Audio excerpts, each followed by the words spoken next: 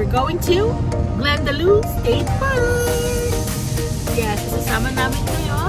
Stay tuned, get your popcorn, and find out.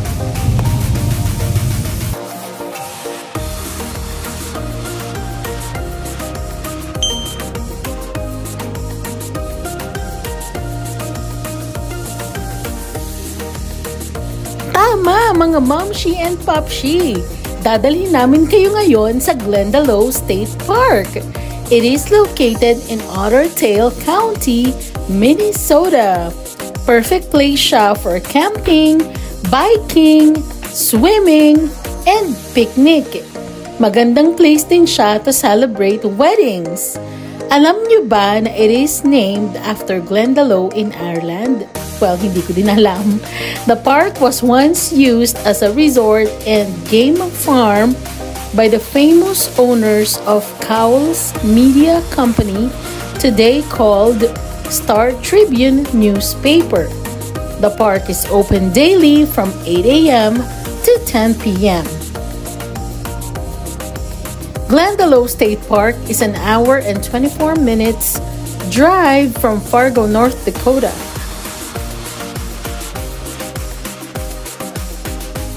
This is the main entrance to the state park. Andito nakasulat yung QR code para makapagbayad kayo ng day pass. Kailangan lang i-scan ang QR code, register your vehicle, and pay $7 for a day pass and $35 naman kapag annual pass. Meron silang activities and activity rentals such as canoes, kayaks, paddleboards, and bicycles.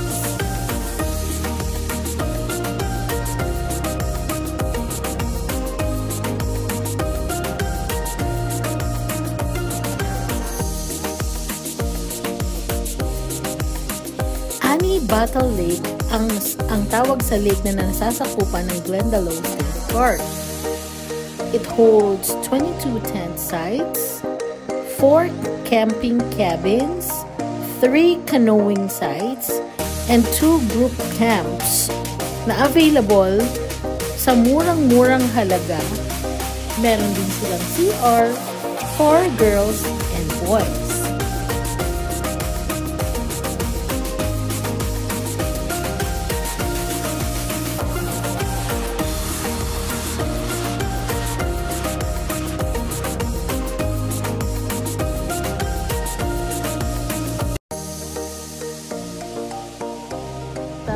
Medyo maalim yung lake nung dumating kami, so talaga namang napakalakas ng hangin that time.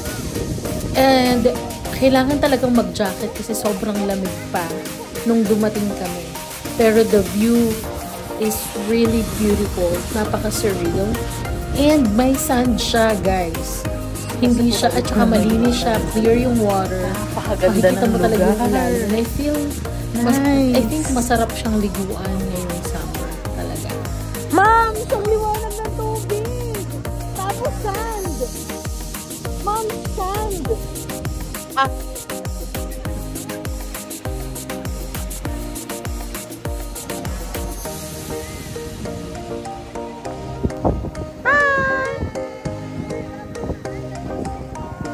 Yay!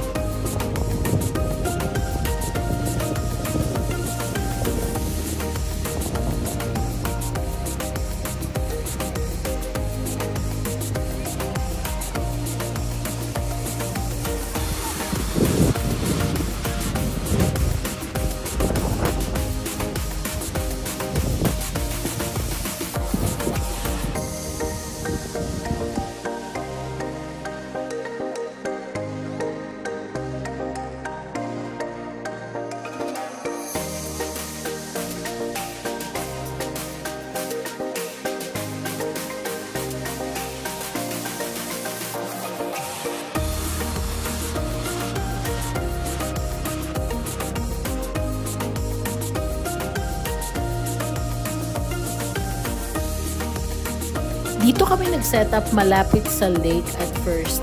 Kaso lumipat kami ng table kasi nga hinahangin yung mga gamit namin and hindi sila makapagpabaga for barbecue. But we noticed that as the day went by, naging kalmado yung lake at medyo maalinsangan na nga, so we remove our jackets. Hindi nga lang kami makaligo talaga sa lake kasi sobrang lamig pa niya. It doesn't bite.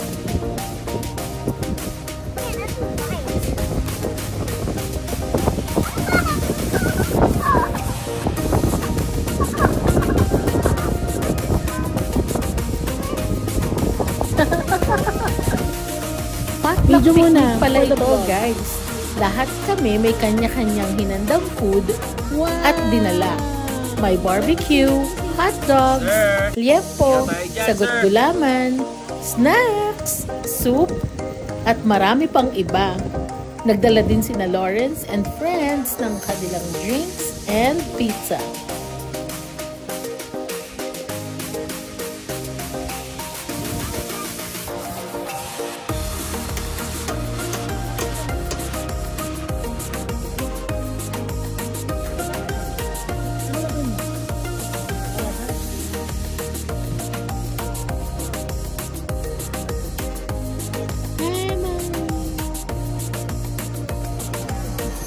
Z, where are you going?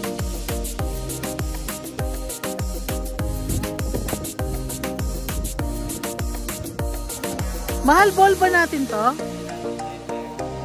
Oh, throw the ball, throw.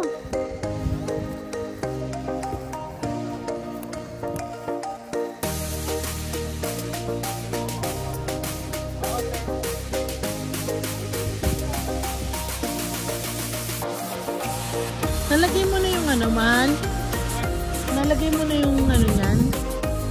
Yung sago? Hindi pa. Sa ano kayo maglagay sa box? Asa naman? Sa mga gustong pumunta dito sa Glendalough State Park or sa kahit saang state park, please be mindful at all time. Kasi possible talaga na maka-encounter ng mga ahas.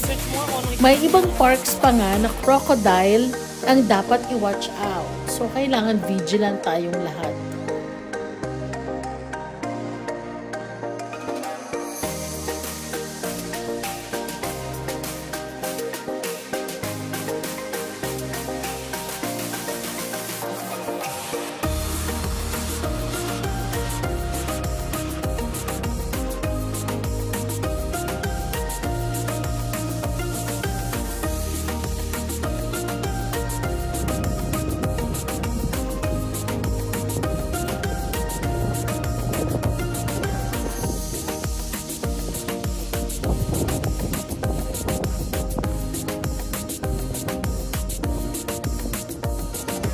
Napakasaya lang ng araw na to kasi we had a chance to relax. At the same time, update at chikahan on the side. Masayang ma-update ang isa't isa kung anong mga nangyayari na, anong mga bagong ganap sa buhay ng isa't isa at anong mga plans for the future.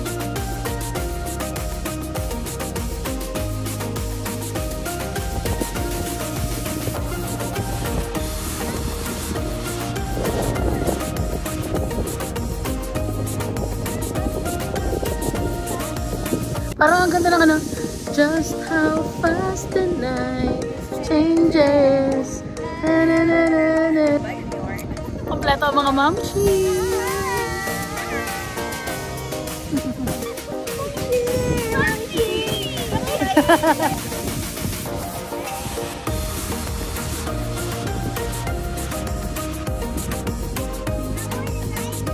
Ayan na, namangyan na silang lahat.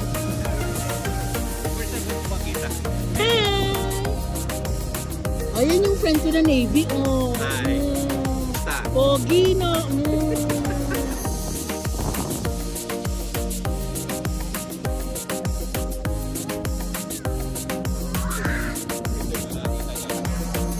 Talaga ba? Wow. Kasi medyo may civil tato. Ano ba yun? Yung ano ba? Yung aerodynamics niya.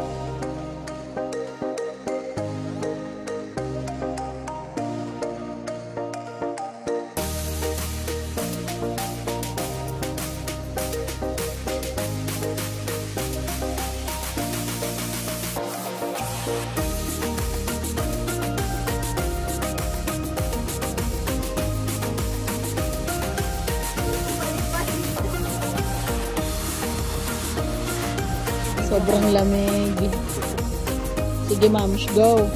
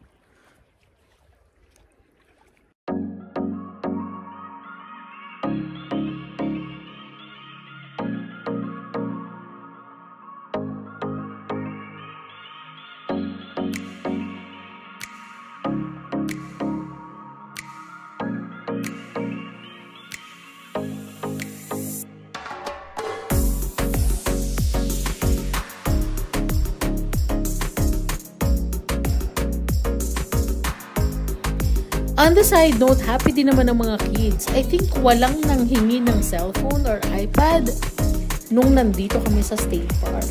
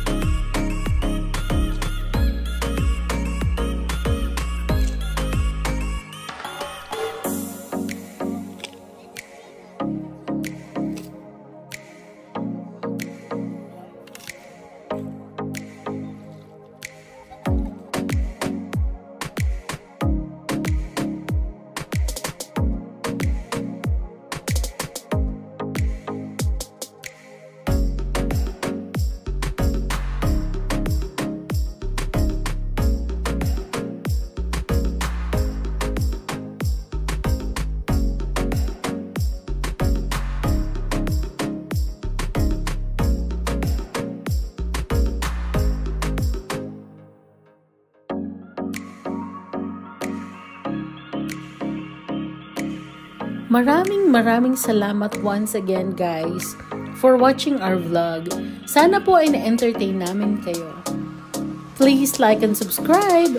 Press the notification bell para updated kayo sa vlogs natin. Kita-kita po tayo ulit sa susunod nating video. Paalam!